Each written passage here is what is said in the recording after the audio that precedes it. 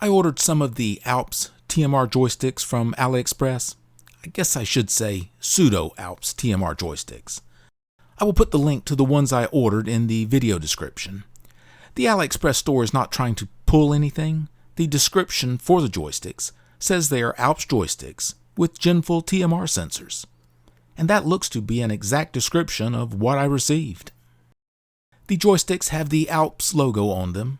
They look like Alps joysticks. They even have the Alps click when moved, and that makes me pretty confident they are Alps joysticks. The interesting and important part of these joysticks is going to be the Ginfull sensors. This sensor is like the Favor Union and the Alps-Ginfull TMR sensors in that the magnet holder clips into the sensor housing.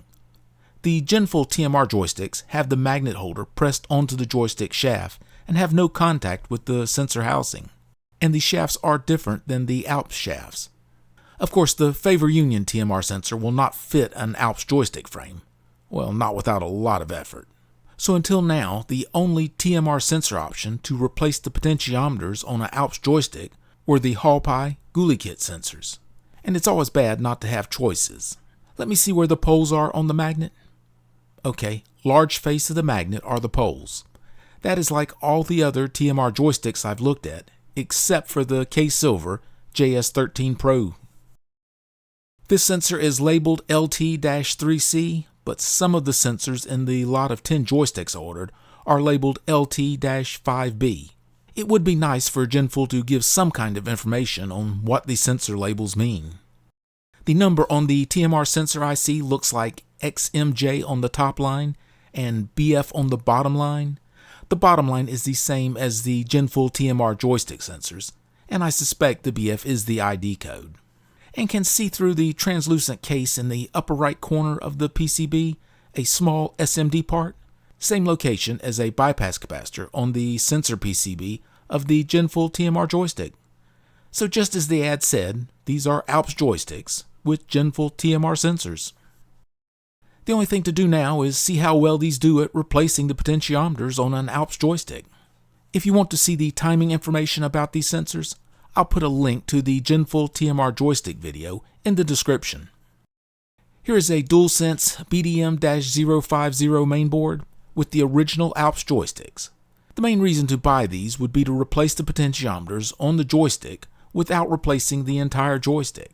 Removing the entire joystick can be very difficult, but replacing the potentiometers, even with basic soldering tools, is not that difficult. The first step is to unclip the potentiometers from the joystick frame. A small flat blade screwdriver and a small plastic pry bar make it quite easy. The leads on the potentiometers are very robust, so it does take some force to bend the potentiometers away from the frame. One caution would be, don't pry near the joystick shaft. On the Alps, one shaft is orange and the other is white, and you don't want to damage them. There are two clips on the sides of the potentiometer. If you push in a bit on the clip and then pry, you can get the clip to release from the frame without much effort. You want to bend the potentiometer far enough from the frame to clear the shaft. Here is the underside of the board. There are 3 leads on each of the potentiometers, here and here. And this is the lead-free solder. It doesn't flow well, and it takes a bit higher temperature to melt. I have my soldering iron set to 700 degrees, about 370 Celsius. And I'm adding some 6337 tin lead solder to the pads.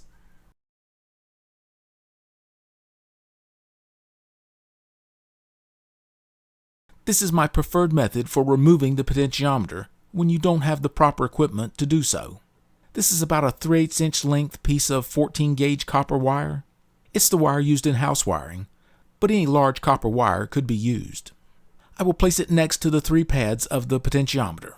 Then I will place a small amount of solder to get good heat conduction from the iron tip to the copper wire. If you notice where the iron tip is contacting the copper wire, it is between the leftmost pad and the center pad.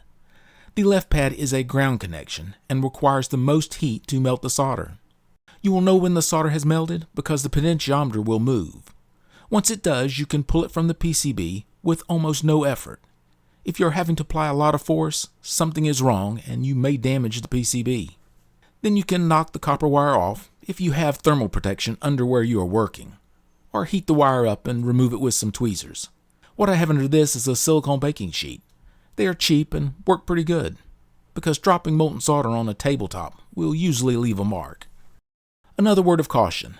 These small devices here, some are tan and some are black, you don't want to hit them, especially with the soldering iron. And on some models, some of these parts are very close to the joysticks.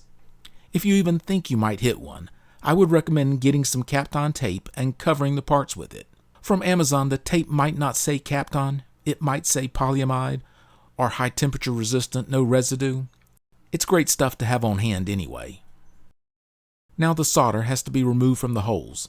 There is still a lot of the old lead-free solder, so I will add some more fresh 6337 tin lead solder to the pads. What I have here is some MG Chemicals Super Wick number 426. The Goot Wick and the MG Chemicals Super Wick are my favorites, but it's sometimes hard to find the Goot Wick in small spools. The left pad on both potentiometers is usually the most difficult to deal with, especially if the soldering iron can't supply enough heat. Let me slow down the next one. The wick is laid on the pad, and only the pad that I'm working on. Once the iron tip is placed on the wick, it will start to draw up solder. Once the solder stops moving up the wick, it's time to remove the iron and wick. And if all went well, the hole is free of solder. If not, apply fresh solder and try again. I'm using the wick directly from the spool here, and after each use I cut any wick off that has any solder on it. If you have an iron that is struggling to supply enough heat, you can cut a short piece of the new wick from the spool and hold it with some tweezers. It will help with the heat load a small amount. There is another use for the solder wick. If you don't have any large copper wire on hand, it can be replaced with some solder wick. It's not quite as easy to work with, and of course it costs a lot more than some scrap copper wire. But you can cut a short piece of wick, lay it across the 3 pads, and apply some solder to speed the heat transfer. With the solder removed from the pads, now is the time to clean the flux off. The wick has quite a bit of flux in it, and even if it says no clean, it's best to remove it. Here I'm using a cotton swab and some isopropyl alcohol to remove the flux. Again, be careful with any of the small surface mount parts near the joystick. They can be wiped over with the cotton swab without damage, but use a light touch. You want to soften the flux with the alcohol and let it soak into the swab. No need to rub hard, but use plenty of swabs. Of course, you will need to remove the sensors from the joysticks they came on.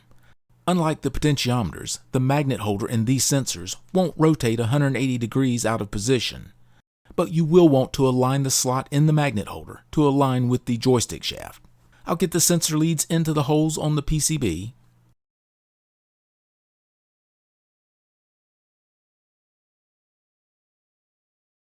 And then I will turn the magnet holder till the shaft slot is straight up and down, or very close to it. The sensor is up a little bit high, so I will press it down and then press it onto the joystick frame. You should hear a faint click as the plastic clips snap into the joystick. Here's how it looks when it's in position. It does take a bit of force to snap it into position. You might want to try taking the sensor on and off a few times from the joystick it came on to get a feel for how it snaps into position. The sensor that goes on the white shaft, it's even more important that the shaft slot be aligned properly, as this shaft can be pressed into the joystick. Once snapped into position, check and make sure the magnet holder is turning properly. You can even check and make sure the white shaft has not been pushed into the joystick with a small screwdriver. If everything is moving smoothly, we are ready to solder the leads of the sensors. Again, I'm using an iron temperature of 700 degrees, 370 C, and some Kester 44, 6337 tin lead solder. Again, the thing to look out for here is any of the small SMD parts, and you don't want to melt any of the plastic connectors by leaning the soldering iron on them. Very little flux comes from this small diameter solder, but it doesn't hurt to clean and remove what you can of it. If the solder you are using doesn't say no clean, or the datasheet recommends removing it, then I would recommend making an effort to remove as much as possible of it. Before the board is reinstalled in the controller, it's a good idea to check and make sure everything is working. So I will connect the battery to the board, and of course make sure it is resting on a non-conductive surface. Then I will connect up a USB cable connected to a computer running the Gamepad Tester webpage. I will put a link in the description. So here all I'm looking for is that both joysticks are working.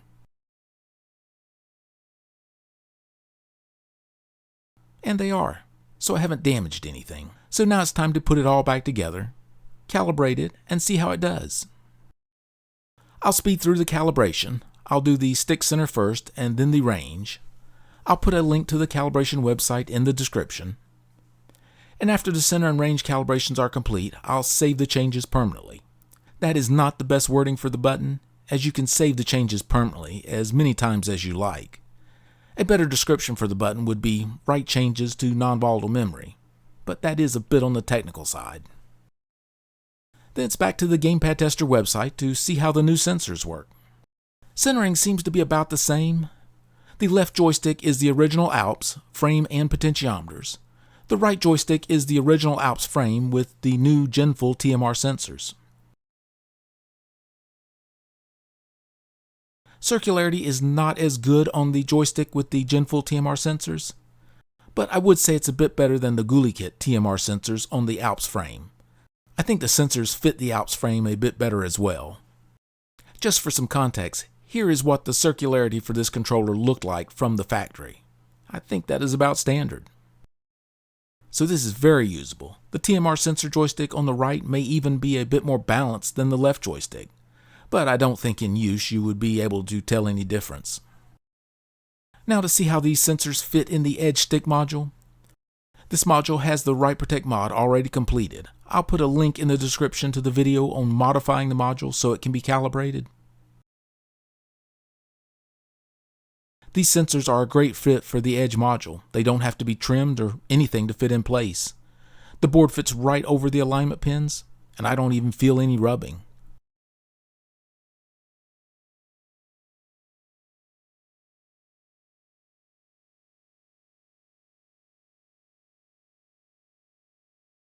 And here's what it looks like after calibration. The left joystick is the excellent K-Silver JS13 Pro, and the right is the Alps frame with the Ginfull sensors. A little disappointing as that is a bit more unbalanced than I would like. Still plenty usable, but mechanically a fine fit for the Edge stick module. If you have a controller and the potentiometers are starting to give problems, drifting or jumping around, and you're not up to replacing the entire joystick, I think these are now the best option. The sensors are made to fit the Alps joystick frame. The great thing about replacing the potentiometers with the TMR sensors is they won't wear out. And it's enough work changing out the potentiometers that it's worth spending a few extra dollars to know you won't have to do it again in 6 months or a year. And there is the added benefit that the joysticks are now pulling about 1/4 the power they were pulling. It's not much, but a few extra minutes of battery runtime as a bonus is nice. Thank you for watching.